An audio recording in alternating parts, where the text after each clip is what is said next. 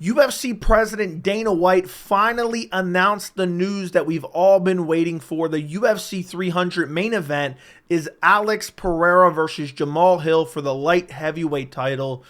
And I didn't know what to think about this at first because this felt like it came out of left field. But the more I think about it, I absolutely hate this main event. And it's not probably for the reasons you're thinking. And I was thinking maybe am I being too overdramatic, but then I saw an interview from Jamahal Hill. And we're going to take a look at about 30 seconds from that interview with Jamahal Hill. And it confirmed the suspicion that I had. And now there's no changing my mind. There's almost no changing my mind. I hate Alex Pereira versus Jamahal Hill as the UFC 300 main event. And no, I'm not one of these people who is just over dramatic and says, "Oh, I hate UFC 300. Oh, I hate UFC 300." I'm not saying that, "Oh, I want some engagement," or I want people to, "Oh, how could he say that?" I don't want the shock value. UFC 300 is the best fight card on paper that the UFC has ever put together.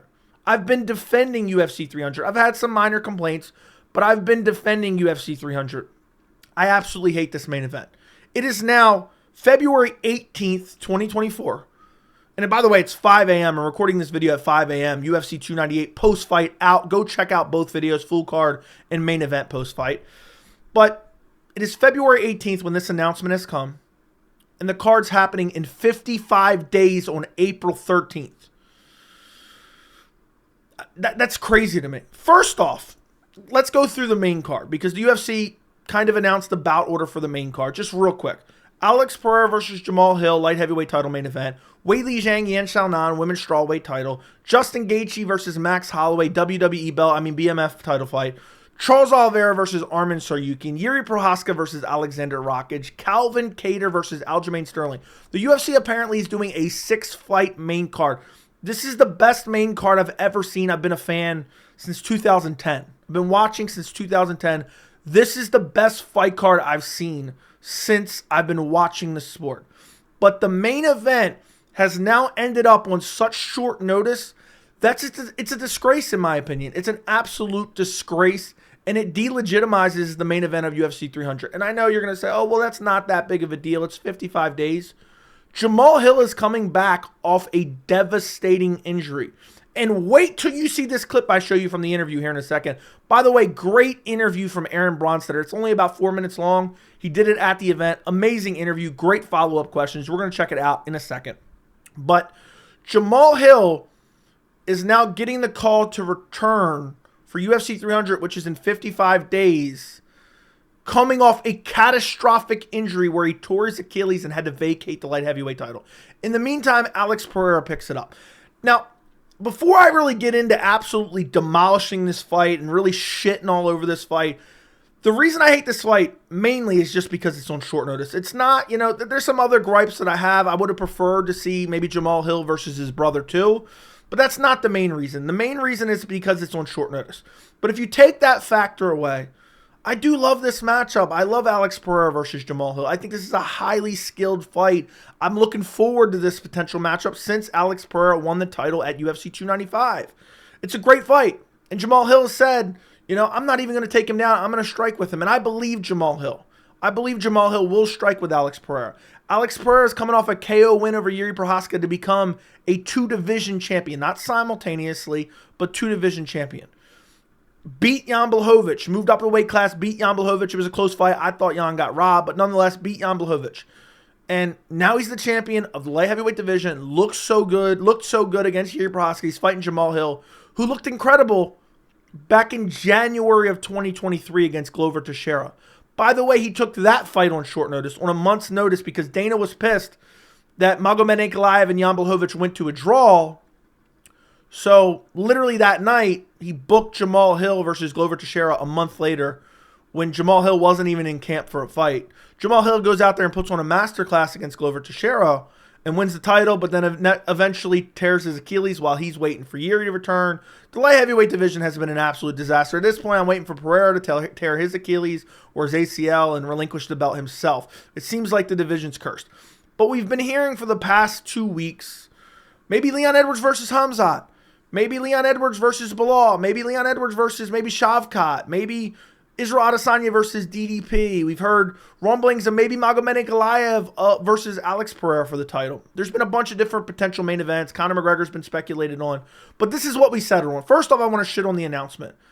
Dana White is like, he cried about UFC 200 because Ariel Helwani leaked Brock Lesnar and he wanted to show a cool package. You waited to the night of UFC 298 to release a Instagram video? That's the best you got for the biggest card of all time? Now that's just a minor gripe, but it's just annoying to me. You couldn't announce it earlier in the week so I could do a video in the middle of the week, not on Saturday night after I watched all these fights. I've been streaming for the last 8 hours, making videos for the last 3. Been basically working on UFC content for the last 14 hours. I'm literally losing my voice as we speak. You release it this way? This way? What is going on here? And I honestly believe, as soon as this was announced, I had my suspicions. They settled on this. They settled on this fight. This is not 1 or 2 or 3. They settled on like number 6. Because it made perfect sense for this to headline UFC Brazil, which is UFC 301, which would have been in May. It would have gave Jamahal Hill more time. Jamahal Hill's kind of been saying, oh, I'm injured. I need a little bit more time. I'm not going to be able to make 300. And that's why it was so shocking. I never even considered Jamahal Hill returning because he's kind of alluded to multiple times he was injured. He wasn't going to be able to make 300. Now this comes out of the blue. By the way, again, outside of the short notice of it, I like the fight. Early prediction, before we get into this Jamahal Hill interview that then confirms how short notice this is, I cannot believe it. Early prediction, it was initially Jamahal Hill in a full training camp, but now that I know that's basically, 2 months, I'm leaning Alex Pereira. I still think Jamahal Hill can get it done. Maybe I'll end up picking Jamahal Hill, but I don't like this short notice aspect of it at all whatsoever in a million years. Jamahal Hill hasn't fought since January of 2023. Been off a year, devastating injury, and now he basically has a 2-month fight camp just to jump in real quick when he wasn't anticipating it. So right now I'm leaning Alex Pereira. That may change as I see Jamahal Hill, in training camp and whatnot. Now, Aaron Bronstetter did an interview with Jamahal Hill at UFC 298, and this was an interview where Aaron Bronstetter really knocked it out of the park. I mean, he asked great questions in this interview. Jamahal Hill gave honest answers. And if you're thinking Jamahal Hill sounds a little bit weird, he has grills in it. He got himself a new set of grills. He gave his brother some new grills over a new grill over Thanksgiving holiday, but now he has himself some new grills.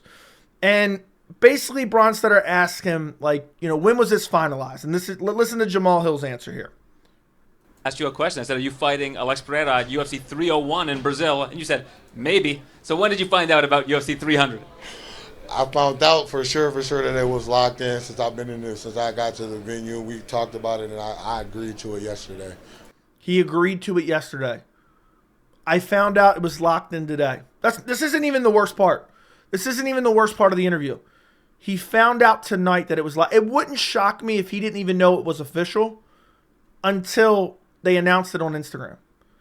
That leads me to believe, and I already thought this when this news was initially announced, the UFC was scrambling for a main event. There was negotiations going on, maybe initially Conor McGregor, then maybe Izzy DDP, and then injuries going on. Dana's pissed at someone. I'm going to do like a video on his post-fight, his post-fight interview or post-fight press conference after UFC 298. The way he was shouting out Leon Edwards, Leon accepted every fight. He's pissed at somebody. Somebody let Dana White down. Somebody ended up on Dana White's shit list in regards to UFC 300. How do you not plan this better? How do you not plan this better? I mean, you knew UFC 300 was coming up. You knew it was coming up. You knew tentative date. How did you not plan this better? The fact you're scrambling behind the scenes to make a fight on short notice, and not only short notice, but a guy coming off a catastrophic injury. This isn't fair to Jamahal Hill to put him in the spot. This isn't fair to him at all. And it gets even worse because Aaron Bronstetter, who actually does some decent interviews and asks some decent questions, follows up on it. He follows up on it and basically asks, when was UFC 300 even an option? When did you find out this was potential? Because the reason I wasn't stressing about this is because I figured the UFC had a couple different options, and everyone who was kind of in the running for UFC 300 was training heavily. Jamahal Hill's basically riding around on a scooter at the Apex every other weekend. I'm exaggerating. He seems like he's healing up pretty good, but I don't think Jamahal Hill's been in training camp whatsoever. So it's crazy to me that now all of a sudden he's offered the fight, but he gets asked by Aaron Bronstetter, when did this end up on your radar? And you're not going to believe this answer. You're really not going to believe it. Appreciate that. When did that get on your radar for 300? Because it seems like the UFC's had a lot of different rods in the water. I mean, everybody wanted the headline 300. Everybody wants to be on 300. But realistic. Look, he's tentative here. He's like, should I say this? Realistically, listen to this. Hold on, let me rewind it a little bit. Realistically, it didn't really come on my radar to like really happen until like yesterday.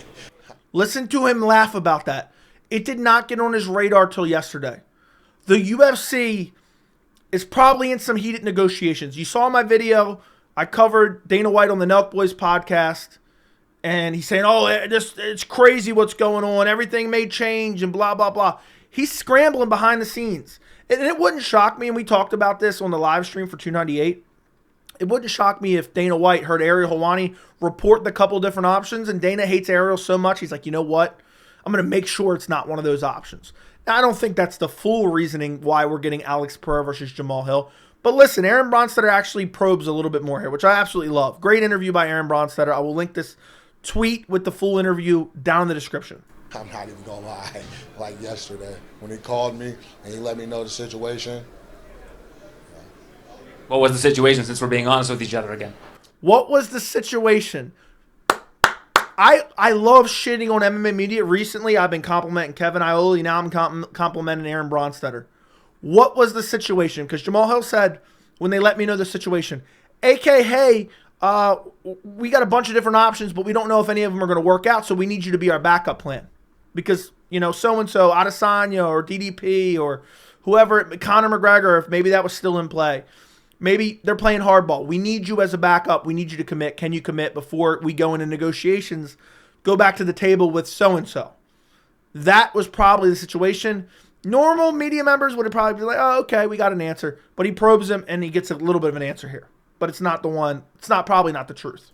Yeah, well, basically the situation was they needed the main event. They had some things lined up, but they would have preferred to be me and Alex. You know, it was the first option. Is what they really wanted. It's the first option, but they waited until 55 days out to contact him, or 56 days out because it was the day before. He had no idea 300 was even an option until 56 days, but it was the first option. Now, I'm not saying Jamahal Hill's lying. I'm saying most likely the UFC lied to him. Yeah, it's only 56 days till this fight card, the biggest fight card in UFC history, but hey, let's just throw it together willy-nilly on last second. The people definitely want it. That's what they've been asking me about for months now, all week and things like that. So, yeah, it made sense. It made sense. That's basically it. That's basically it from Jamahal Hill. That's crazy to me. It ended up on his radar yesterday, and he agreed to it tonight. The UFC threw this together last minute. And again, I like this fight, but Jamahal Hill hasn't fought since January of 2023, 13 months ago. And now he's going to return, jump into camp with 55 days until the card. That just makes no sense. And this is unfair to Jamahal Hill. For me, this kind of just takes a big old shit right on UFC 300. And it's not the fight itself. I can't stress that enough. It's the fact that they're putting Jamahal Hill in a bad situation. This isn't fair. This isn't fair at all. And, like, it sets him up for failure. And I know people think, oh, you're biased against Jamahal Hill. I want to see the best versus the best on full camps. I hate short notice fights. I understand it's 55 days notice. Any other fighter, I'd be like, this isn't the greatest, but it is what it is. A guy coming back from an Achilles tear who wasn't even in camp, who's been too busy, making hit pieces on YouTube, trying to appeal to different fan bases and look for YouTube views, and riding around on his scooter, and now all of a sudden he's got to jump into camp. This is stacking the deck against him. If I was Alex Pereira, I'd be thrilled. If I was Jamahal Hill's manager, if I was Quan59, I think that's his producer, the guy that was threatening me a while back. If I was him, I'd be like, no, Jamahal, don't take this. Push it back another month, 2 months. Get in the why are you jumping in training camp with 55 days? Maybe I'm wrong. But the fact he didn't know about it till yesterday is a travesty. So it's not like he was even starting to get prepared. It wouldn't shock. Imagine he re-tears that Achilles. I know that the Achilles injuries have chances of reoccurrence if they don't heal properly. So I hope that doesn't happen. But to be honest, it just really pisses me off. And again, I've not been one of these UFC 300 haters. I still think the card's phenomenal. I'm still pumped for it. I still like this fight. I have to be very clear. But what they've done here is just a travesty and poor planning, and I'm tired of seeing it. I mean, they knew about this. They knew about this, but they plan it this way where they're calling Jamahal Hill less than 2 months prior. Again, it's February 18th right now. February 18th. And they're asking him to fight on April 13th, 55 days away. Horrible decision by the UFC.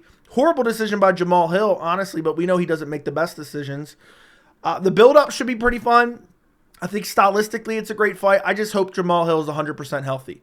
So let me know what you guys think down in the comments. I know this isn't kind of like the happy, jubilant UFC 300 main event video we were probably hoping to have, but I guess everything else kind of fell apart. Let me know what you guys think in the comments. Don't forget to like the video. Don't forget to subscribe, and thank you so much for watching.